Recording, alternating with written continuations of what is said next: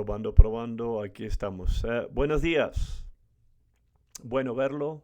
Me di cuenta aquí que tenía una dificultad en la forma técnica aquí para agarrar mi enseñanza. Por favor, si me puede tener paciencia. La tecnología es buena cuando funciona. Aquí estamos. Josué capítulo 4.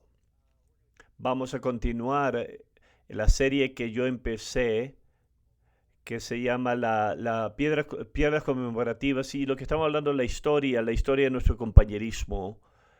Y empezamos, yo dije la historia de mis padres, de la conversión de mis padres y su ministerio.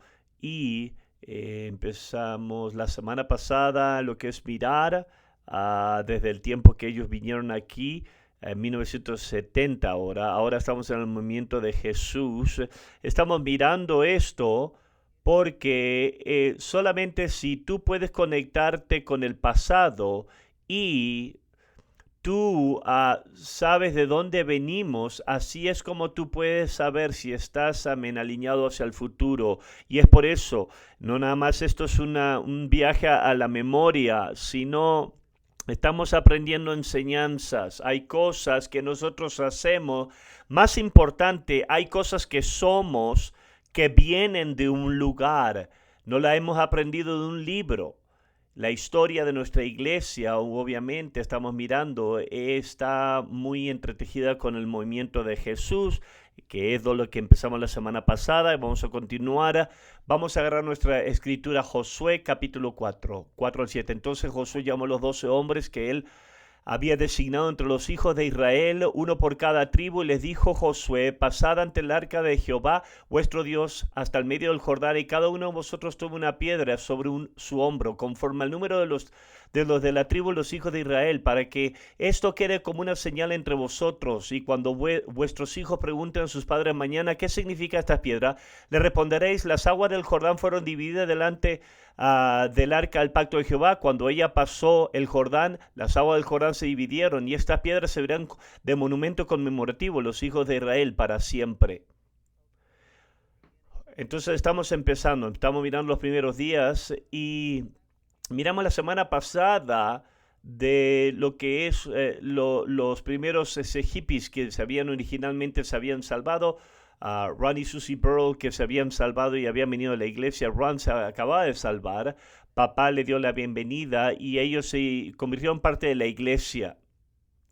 Y él, y después también otros que él empezó a traer, empezó a decirle a mis padres que la música atraería a los jóvenes. Empezó a explicar cómo la mayoría de los jóvenes estaban siendo interesados por la música, y le empezaron a decir a papá: si nosotros podríamos tener un concierto, quizás los jóvenes van a poder entrar, van a venir y le podemos predicar. Entonces tuvimos diferentes problemas con esa idea de un concierto. Número uno, no teníamos una banda en ese tiempo, no había una manera de tener un concierto. Ron Burrell se acababa de salvar y él conocía un par de personas, y él dijo que él podía poner algo en orden.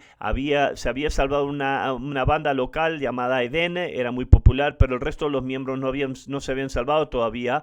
Entonces él pensó, amén, que él podía poner algo en orden y juntar algo. El problema número dos, que la iglesia no tenía equipo.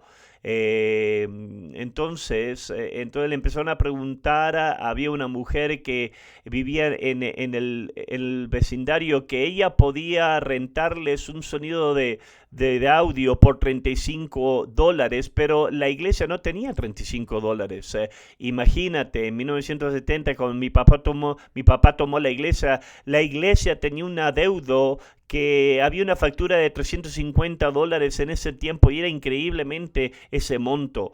Entonces ahora ellos querían tener un concierto, pero no teníamos el dinero. Entonces lo que pasó es que mis padres rebuscaron sus ahorros, escasos ahorros, y reunieron el dinero para rentar, alquilar un equipo de audio y de sonido, y hicieron lo que es un concierto en el club de niños. Y aquí está la enseñanza que aprendimos, y esto es fundamental, y vamos a mirar esto. un fundamento. Vamos, la semana que viene vamos a hablar del fundamento de lo que es el dinero, pero la lección es invertir en lo que tú crees, lo que uno cree. El evangelio es gratis, no cuesta nada salvarte, pero propagarlo o publicarlo, eso toma dinero, requiere dinero. Y mis padres entonces ahora agarraron esos $35 para poder tener un concierto el club de los niños. No existe más ese edificio, es ahora donde está lo que es el edificio del condado, hoy en día la calle Gurley, pero en ese tiempo y empezaron a dar publicidad. En ese tiempo, la manera de hacerlo eran los folletos con dibujos de lo que era de la mano. Mi hermana hacía los dibujos, y esto en ese tiempo era la manera. Pero el primer concierto que tuvimos más de 100 visitantes. Es más, tenemos unas fotos de lo que ese concierto aquí. Creo que esto va a ser Don Clark, es los primos de Donna Clark, enfrente aquí. Y aquí está, este no es el primer concierto, creo que este era ya el segundo concierto que estaba en el club de niños. Imagínate, acuérdate, cuando mis padres habían venido con nuestra familia de 7, teníamos 29 personas. Ahora tener 100 visitantes, eso fue, amén, eso sacudió el mundo. Acuérdate la historia que yo hablé la semana pasada de Ron Burrow, que él se había separado de la banda, y el grupo de Den estaba tocando en Tampa Butte, y un hombre amenazó lo que era apuñalarlo, y vino con una botella y alguien lo había golpeado. La palabra se desparramó de eso, y en el concierto ahora alrededor de 50 jóvenes vinieron solamente porque habían escuchado lo que Dios hizo para Ron Burrow y cómo él había sido salvo. En el concierto no tenían, Ron nada más puso unas canciones, pero no tenía suficientemente canciones para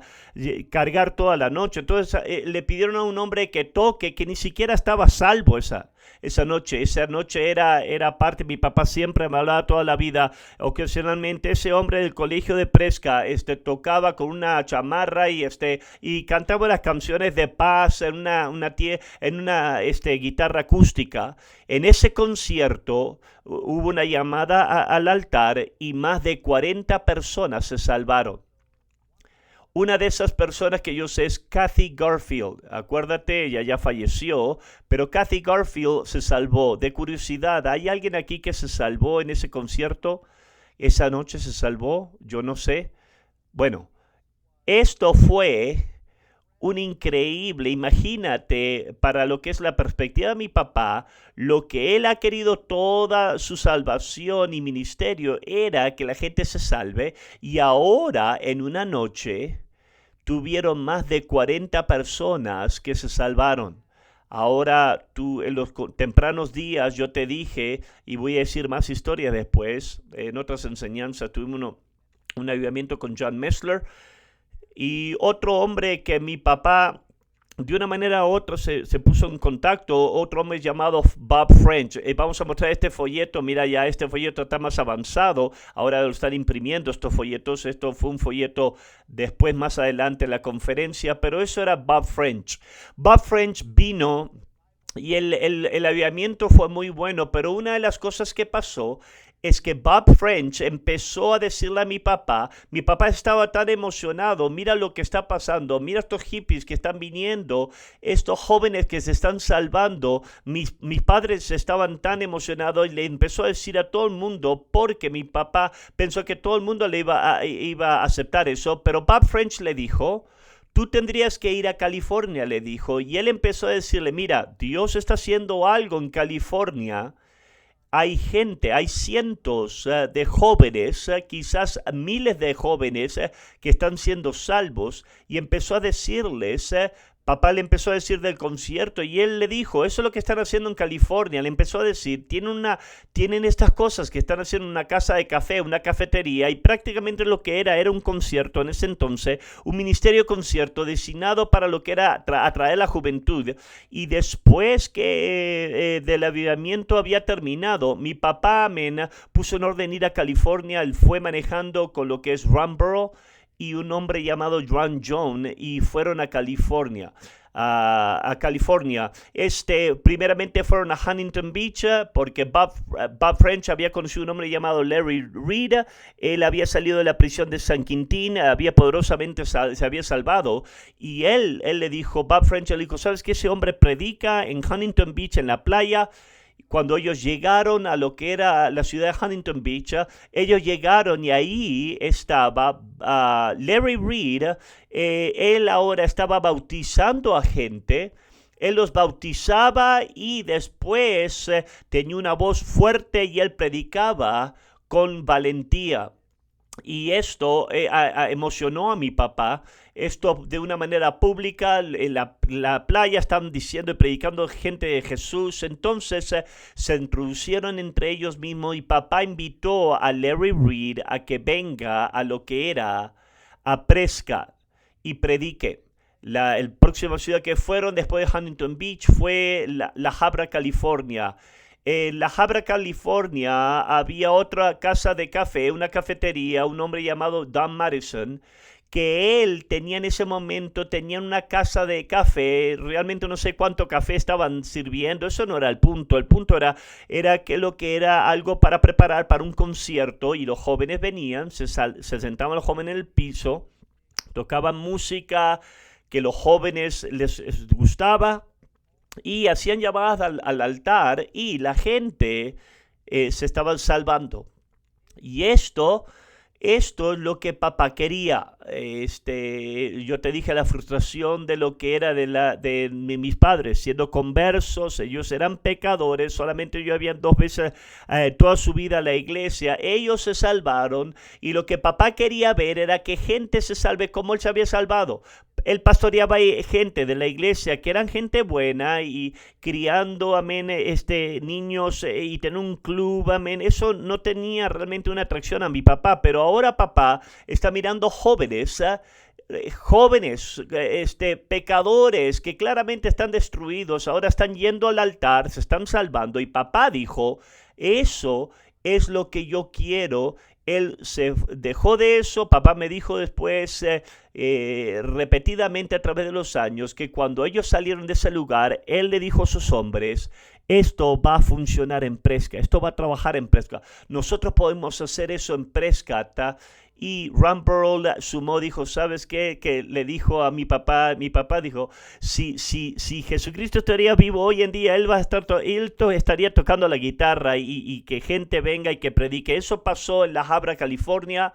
Ellos se introducieron a un hombre llamado Don Madison, que era un pastor que estaba teniendo este concierto La Viña, y lo invitaron a él. Él tenía bandas, trae una de tus bandas, ven aquí a Prescott y predica. El tercer lugar donde fueron un domingo a la mañana fue en Costa Mesa, California, y en Costa Mesa vieron a Chuck Smith. Yo te dije que Chuck Smith fue actualmente el pastor en nuestra iglesia en Prescott aquí en los últimos 50, los años 50, nada más. Él estuvo aquí por un año. Pero en California, muy similar, si tú viste la película, lo que es de Jesús, la revolución de Jesús, yo amén, comando lo que es, Chuck Smith tenía un corazón de lo que era tener jóvenes que se salven, y él empezó este gran movimiento, y un domingo en la mañana fueron y miraron un grupo tocar una canción de amor, y lo escucharon predicar, y ese fue su viaje a California. Detrás de todo eso, habían invitado a Larry Reed a que venga él a predicar un avivamiento, y él estaba hablándole de la música, y él pensó que Larry iba a traer toda una banda. Entonces él, amén, arregló para que tenga un avivamiento. Tenemos una foto aquí, imagínate aquí está lo que es el folleto original. Mira a la izquierda parte, ven, amén, a lo que es a tu eterno viaje.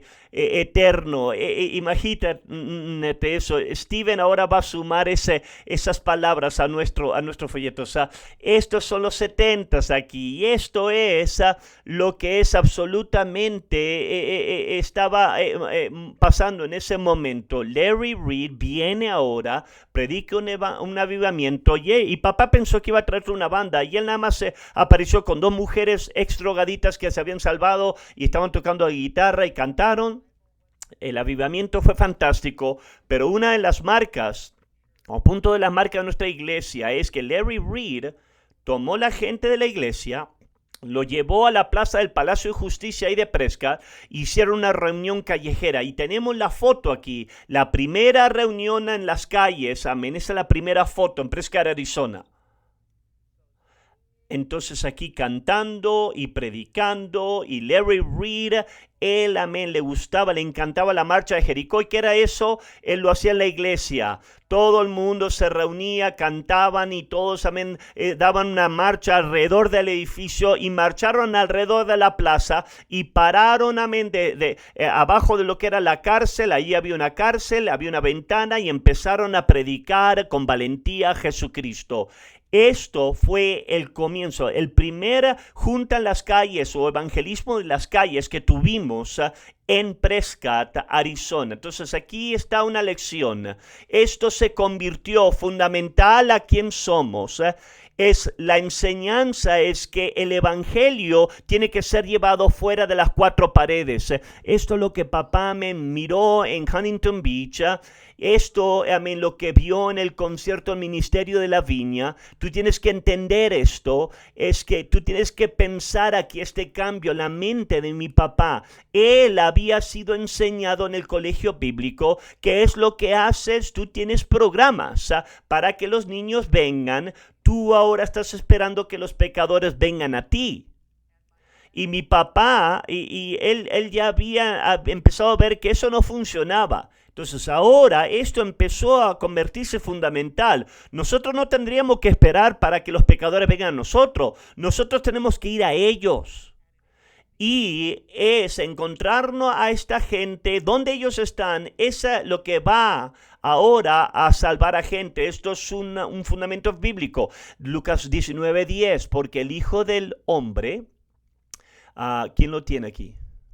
Aquí, ¿quién lo tiene? El micrófono. Porque el Hijo del Hombre vino a buscar y a salvar lo que se había perdido. Ok. Aquí está Jesús. Jesús está explicando su ministerio. El ministerio de Jesucristo es lo que necesitamos copiar. ¿Y por qué está diciendo esto? Porque ahora están quejándose a los discípulos. Bueno, tu maestro, él está juntándose con los pecadores. Y Jesús dijo, el Hijo del Hombre no vino a la iglesia para que vengan a la iglesia. No, él vino a buscar y a salvar. Ese es el ministerio de Jesucristo. Lucas 14:23. El próximo micrófono. Dijo el Señor al siervo, ve por los caminos y por los vallados y fuérzalos a entrar para que se llene mi casa.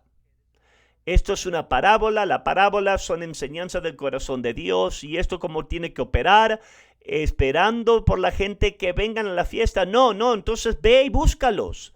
Ese es nuestro llamado. Eso es absolutamente fundamental a quien nosotros somos. Tú tienes que entender lo que es diferente de la casa de la alfarera, del alfarero de la mayoría de las iglesias en nuestras ciudades. Es muy sencillo. ¿Cuántas veces ves otras iglesias que estén en las calles? Pero es quien somos. Nosotros lo hacemos en evangelismos regulares, puerta con puerta. Vamos a las plazas, a los parques. Ayer en la noche, Matt me dijo que tuvieron 7 visitantes en el concierto y eso fue gente que recibió un folleto y les testificaron y vinieron. Esto es quien somos. En este avivamiento con Larry Reed, ahora empezó a crecer.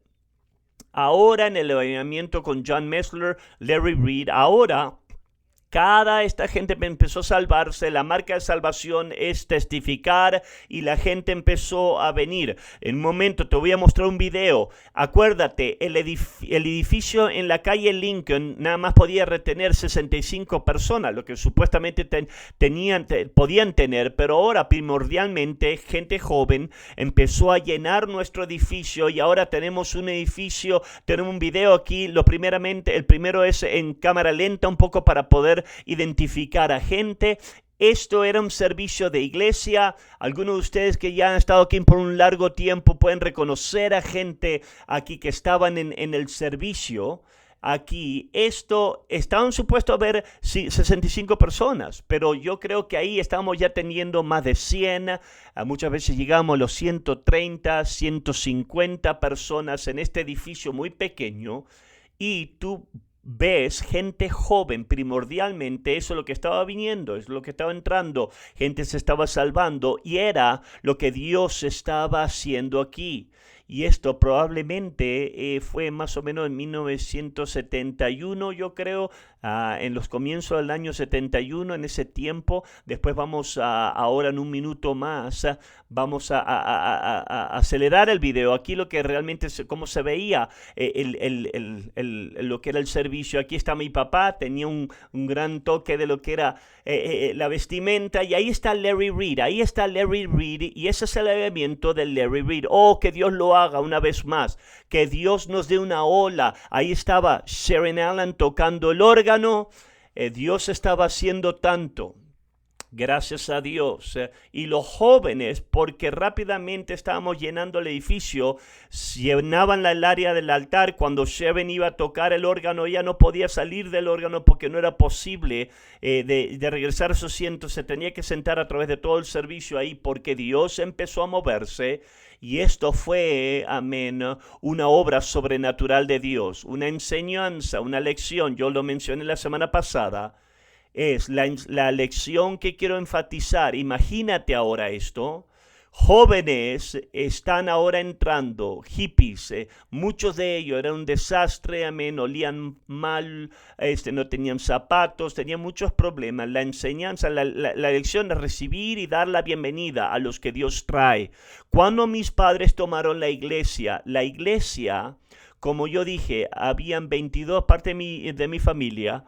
El primer servicio era gente muy buena gente, muy recta gente mayor.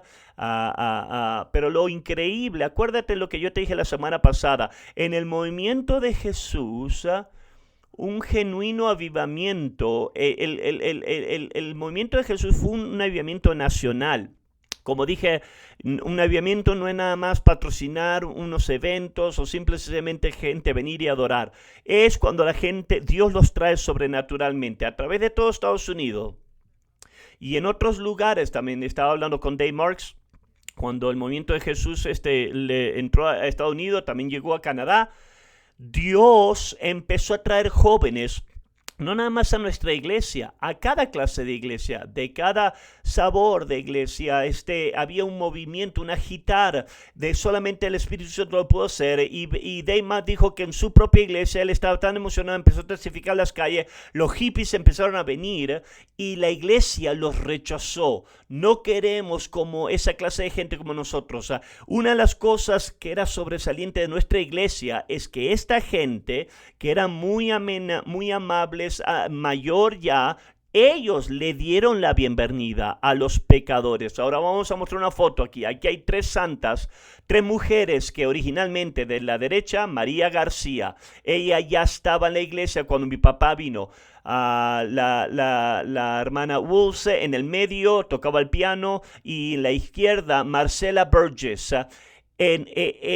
Marcella Burgess nació en 1898, imagínate esto. Y esta mujer le dio la bienvenida a los hippies. Harold Warner vivió con esta hermana Burgess. Quiero que entiendas esto. Eso es algo increíble aquí que Dios estaba haciendo. Si Dios nos da una ola de avivamiento una vez más, la pregunta es, Algunos de ustedes ya no son jóvenes, hippies jóvenes. Algunos de ustedes son eso, son ustedes. Ellos son ustedes. ¿Verdad? Yo sé, algunos de ustedes se sienten como que nacieron en 1898. Nosotros pudimos retener lo que Dios hizo por gente que tenía un corazón así. Mis padres le dieron la bienvenida a los pecadores.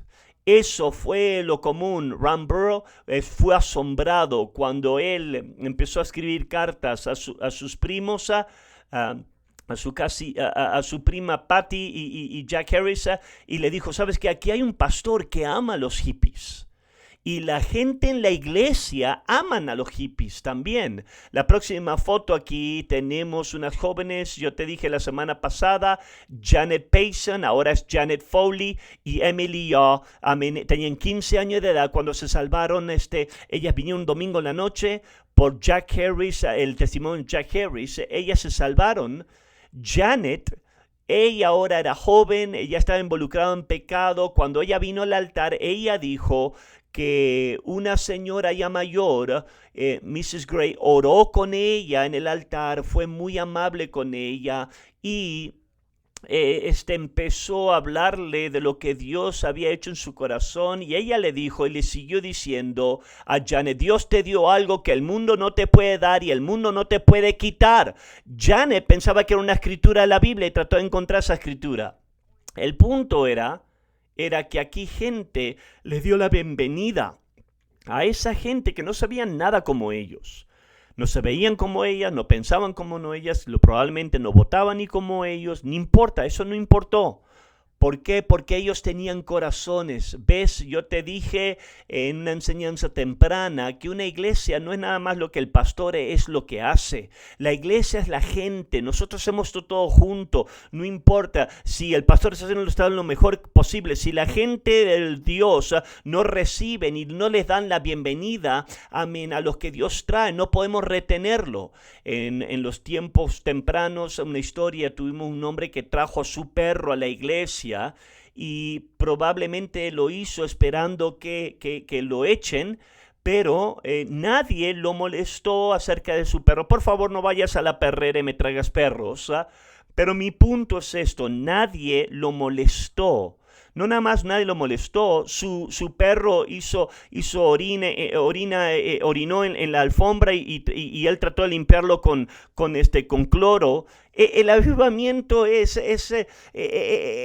lo que es desastroso. No estoy hablando de la orina, es de todo, estoy hablando de gente. Pero nadie los atacó por su pelo, por cómo de ellos se veían. Ellos le dieron la bienvenida para que Jesús pueda cambiarlo. Entonces aquí está mi punto. El avivamiento, cuando Dios trae una ola de gente, y vamos a enfrentar la realidad, históricamente, por lo general, el avivamiento trae la juventud.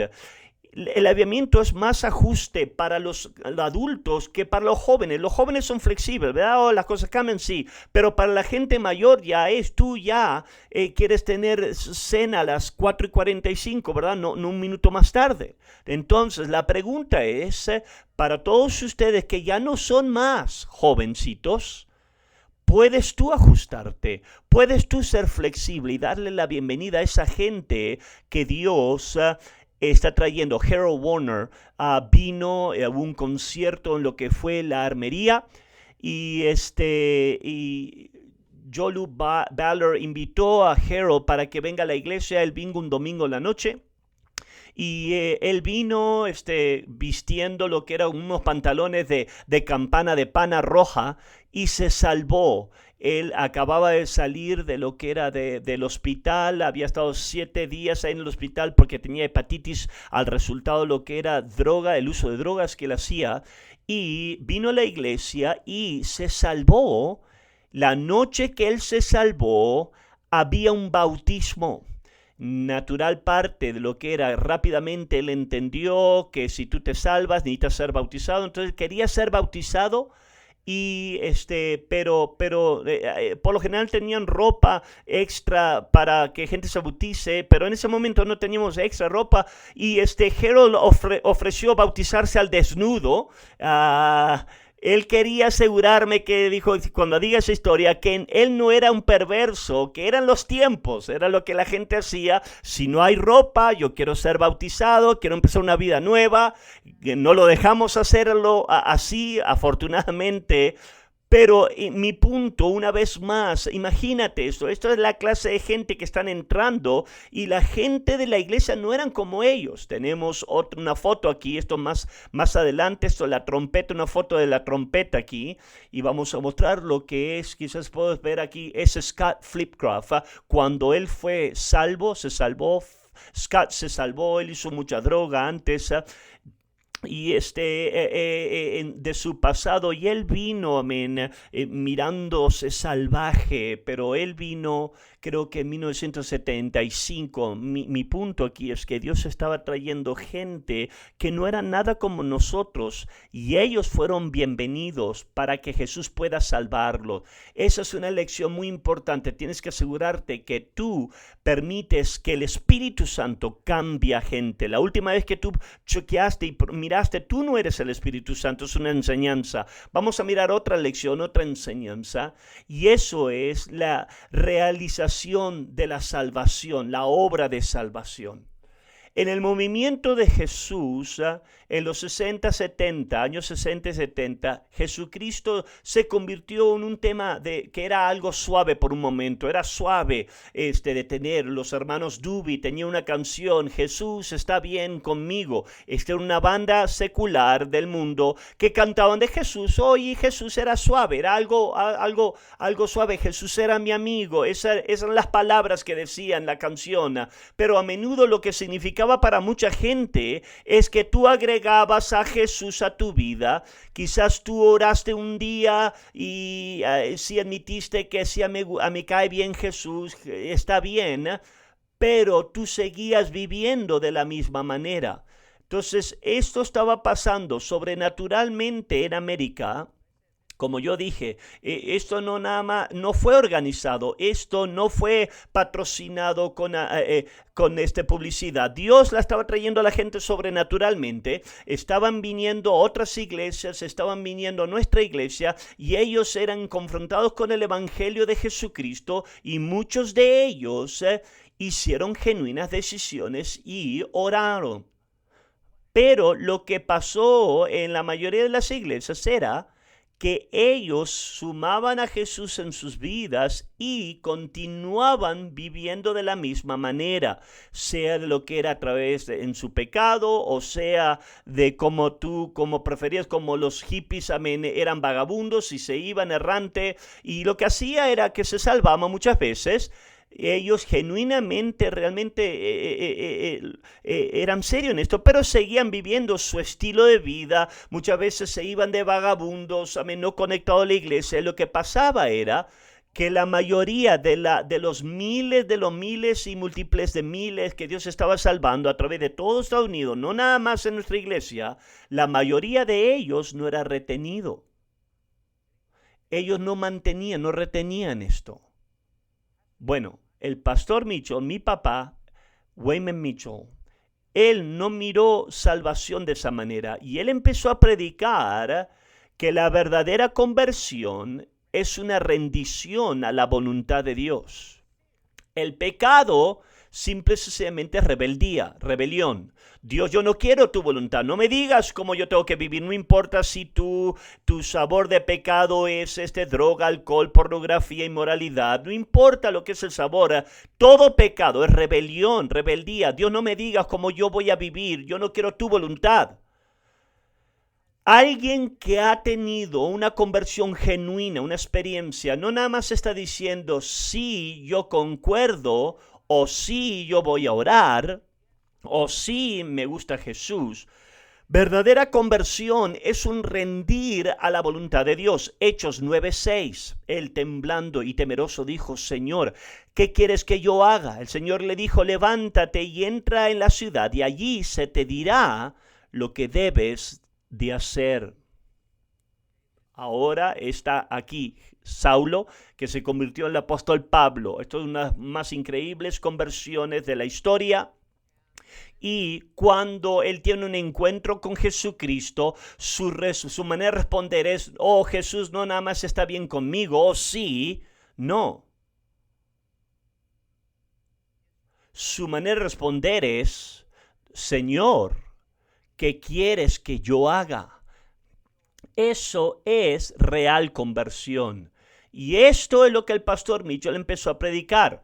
No, él no molestó a gente de la manera como su preferencia de votar, de su pelo largo, de su manera de vestir. No, él no hizo eso. Lo que él predicaba era conversión. Conversión es tú rendirte a la voluntad de Dios. Si tú estás verdaderamente salvo, tú necesitas hacer la voluntad de Dios. Entonces él empezó a predicar y retar a hippies para que para la estabilidad. Era muy común que muchas veces que la gente venía porque estaban lo que eran vagabundos, eran hippies y su intención era, sí, estoy salvo, sigo de vagabundo, sigo, pero él empezó a predicar estabilidad. Tú tienes que hacer la voluntad de Dios. Harold Warner me dijo ayer que después de él había estado salvo por un poquito de tiempo, por unas circunstancias, él empezó a pensar y él empezó a preguntar. Él era de la costa este de Massachusetts y él empezó a preguntar, ¿hay alguien que conozca de una iglesia en Massachusetts o en la costa este que yo pueda ir? Porque yo tengo familia ahí, yo puedo hacer mucho bien allá. Entonces Dios me salvó aquí y ahora yo voy a ir errante y voy a decirle a la gente a otro lugar. Y el pastor Mitchell empezó a predicar y él empezó a decir, la voluntad de Dios tiene una dirección. Esto es una enseñanza fundamental desde los comienzos. La voluntad de Dios no es nada más donde tú quieras hacer la voluntad de Dios. No, la voluntad de Dios tiene una dirección, un lugar para ti. Esto es encontrado en muchos lugares. Uno de ellos, Primera Reyes 17, 8 y 9. Luego llegó a Elías una palabra de Jehová que decía, levántate, vete a Sarepta de Sidón y vive allí, y ahí he dado orden a una mujer viuda que te sustente. Tú vas a encontrar 2 veces en lo que es en los versículos aquí la palabra ahí. Ve a un lugar específico, a lo que era Sarepta. Esto es en Sidón, y vive allí. Y allí he ordenado una viuda ahí que te sustente. En otras palabras, si Elías hubiese dicho, bueno, ¿sabes qué, Dios? Yo realmente no estoy en esta cosa de Sarepta. Yo realmente nada más soy una persona que flota. Yo quiero ir de vagabundo. Él no hubiese estado en la voluntad de Dios. Tú quieres tener una relación con Dios. La voluntad de Dios tiene una dirección, un lugar. Tú no puedes, si tú dices, no, yo nada más quiero por el clima, familia, trabajo, yo voy a vivir donde yo quiera, eso no se alinea con verdadera relación con Dios. El pastor Mitchell empezó a retar y esto es fundamental. Esta es la razón. Ha habido muchos libros escritos del movimiento de Jesús diciendo y hablando que los jóvenes se estaban salvando, no algo único para nosotros. Se pasó en las iglesias bautistas, luteranas, muchas clases de iglesia. Los jóvenes estaban viniendo, pero la mayoría de ellos era simple y sencillamente fue una marca en la historia. Eventualmente se desvaneció. Eso no fue lo que pasó en nuestra iglesia. Nuestra iglesia retuvo el fruto que Dios nos dio y nosotros, yo creo que leí un libro que lo identifican, hay 4 movimientos que fueron empezados del movimiento de Jesús. Yo realmente no recuerdo los otros 2. Nosotros y la capilla de lo que es del Calvario fueron movimientos y retuvimos lo que Dios nos dio y fundamentalmente fue que la voluntad de Dios tiene una dirección. ¿Dónde Dios quiere que estés? Gente viene y dice, bueno, yo estoy pensando en mudarme, esto, lo más, pero yo no soy Dios. Le has preguntado a Dios, ¿qué es lo que Dios quiere que tú hagas? ¿Por qué? Porque la voluntad de Dios tiene una dirección. Cada lugar que no es que cuando Bruce Carter me estaba diciendo que era de Massachusetts y él me dijo que en de donde él era en Massachusetts había un hombre ahí que tuvo un grupo de 200 jóvenes, Imagínate eso es una iglesia. Y él, amén, dijo, ¿sabes qué? Bueno, encuentren una iglesia. Hoy en día no existe eso. No siguió, no prosiguió, pero cuando estás predicando conversión es rendirte a la voluntad de Dios, y parte de eso es que la voluntad de Dios tiene una dirección, tú lo retienes. Entonces, cada vez que tú tienes gente que se rinda a la voluntad de Dios, acuérdate, Elías, ¿saben? Cuando Dios le dijo, ve a Sarepta, ¿era por qué? Porque Dios lo quería usar a él. El punto de la salvación no nada más de tú ir al cielo. El punto de la salvación es lo que Dios quiere que tú hagas y quiere hacer en ti, cambio en ti, a través de ti. Y eso es impacto. Eso es ministerio, y solamente eso viene a través del rendirnos. Una de las cosas que es asombroso, y voy a lo que es voy a marcar la referencia a esto un poquito, pero después, más adelante, en 1971, Michelle Greeley vino de lo que es este lugar de Massachusetts. Ella vino al colegio de Prescott, y en la librería había un joven ahí, Mike Maston, que se salvó en la preparatoria, que se había salvado en esta ola. Él le testificó a una muchacha llamada Michelle Greeley. Michelle inmediatamente empezó a escribir cartas a casa a todos sus amigos. Ustedes necesitan ser salvos. Hoy en día Michelle Greeley es Michelle Olson. Vamos a mostrar un video. Esto te va a mostrar con lo que pasa a una persona cuando se rinde a la voluntad de Dios. Bruce Carter puso aquí una referencia. Hamilton y Wayman, Massachusetts. Esto eran, yo lo llamaba otro nombre, Beverly, pero es Hamilton. Habían 10,000 personas en 1970. Esa era lo que era la cantidad de gente. Michelle se salvó y empezó a testificar la gente, y la gente empezó a venir a Prescott, Arizona, de Massachusetts, por Michelle. Esa es Michelle. Ahora, hoy es Michelle Olson. Bruce Carter vino, sale Billy Doe, Pam Drago, Mark Olson, Mark Hurley, Bill Coolidge, Kevin Foley, Steve Welch, Peter Olson, Pink, Rick Flynn, Steve Ramnaski.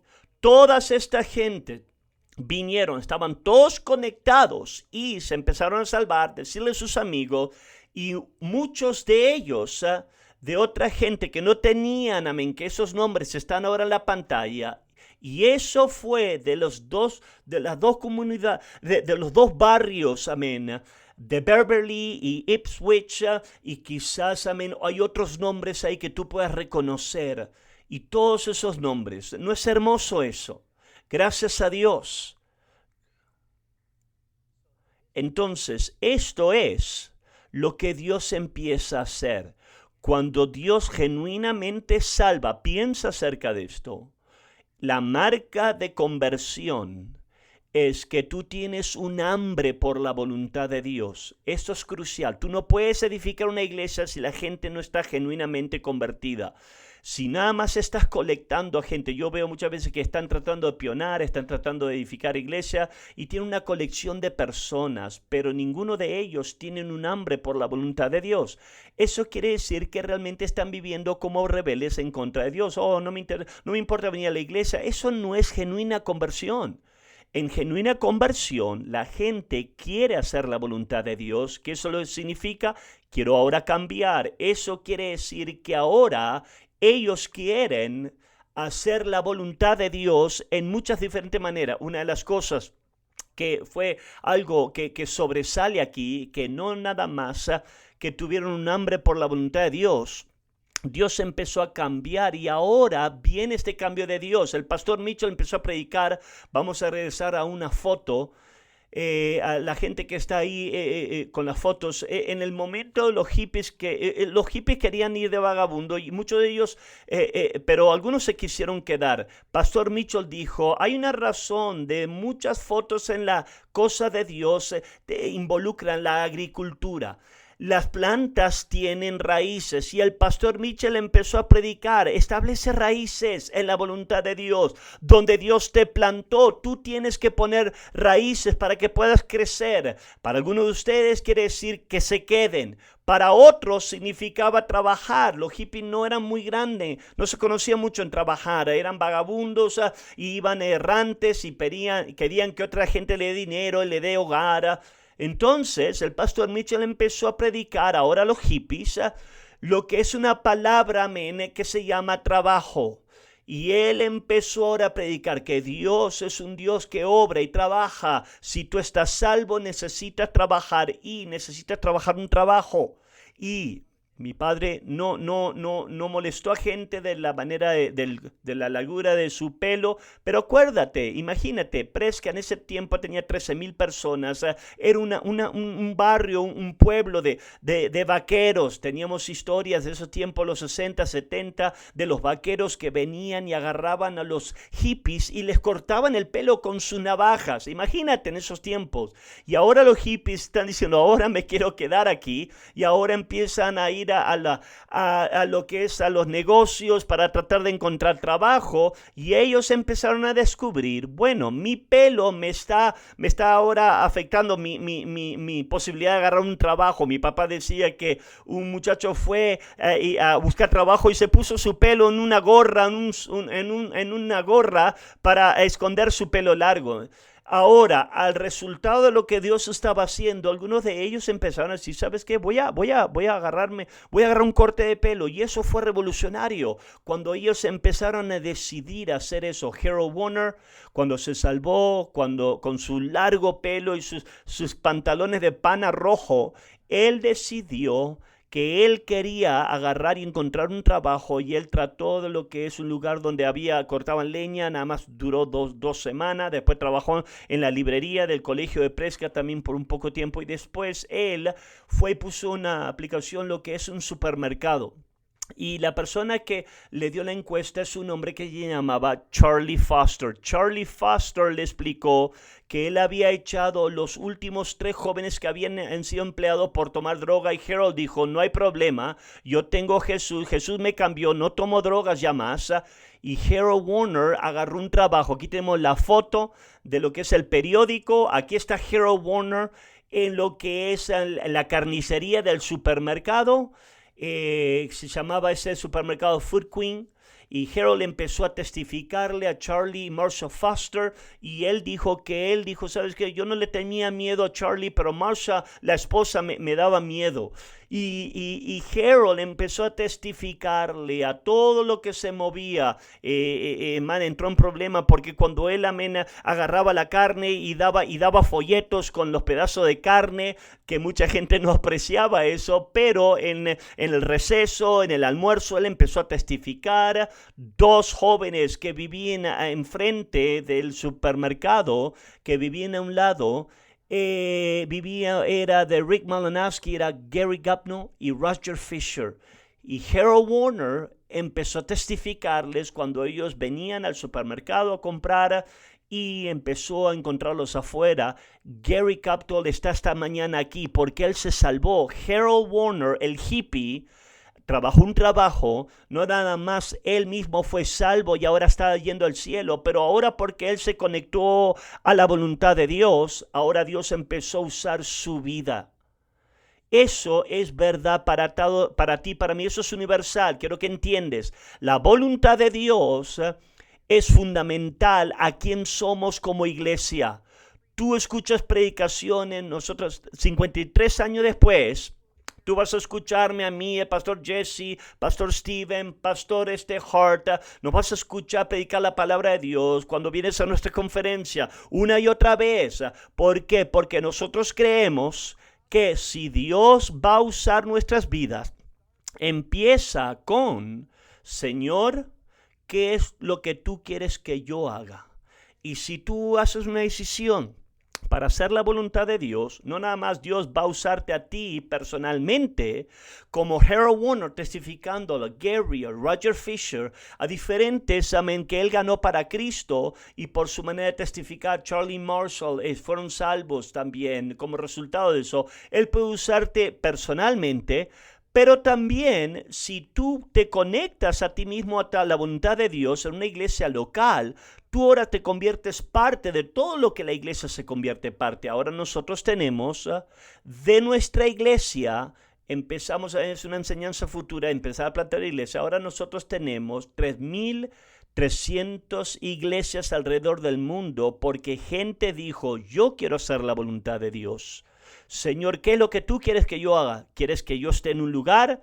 Yo voy a estar en un lugar. Si quieres que esté en un ministerio, voy a estar en un ministerio. Si tú quieres que yo ore, que dé, eso es fundamental. En quién somos, eso no es nada más. Si tú, amén, estás buscando por iglesia, estás comprando por iglesia, vas comparando nuestro estilo de adoración o lo que están en la esquina, cuál es el ministerio, si damos lo que es, te traemos en helicóptero, quizás no te va a gustar aquí porque no somos así. Tú tienes que escuchar de qué es lo que Dios quiere que Dios hagas tú.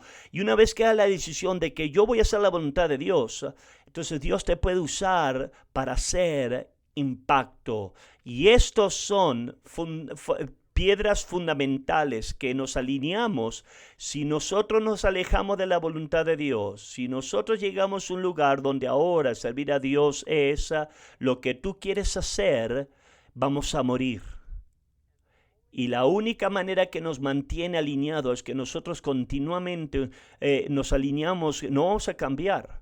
Nuestra música cambió, no es la misma que era en 1970, quizás evolucionó, está bien, pero las piedras conmemorativas fundamentales, conversión, dándole bienvenida a los pecadores, eso nunca va a cambiar. Y eso es una decisión. Yo no puedo hacer esa elección por ti, eso es lo que yo voy a hacer.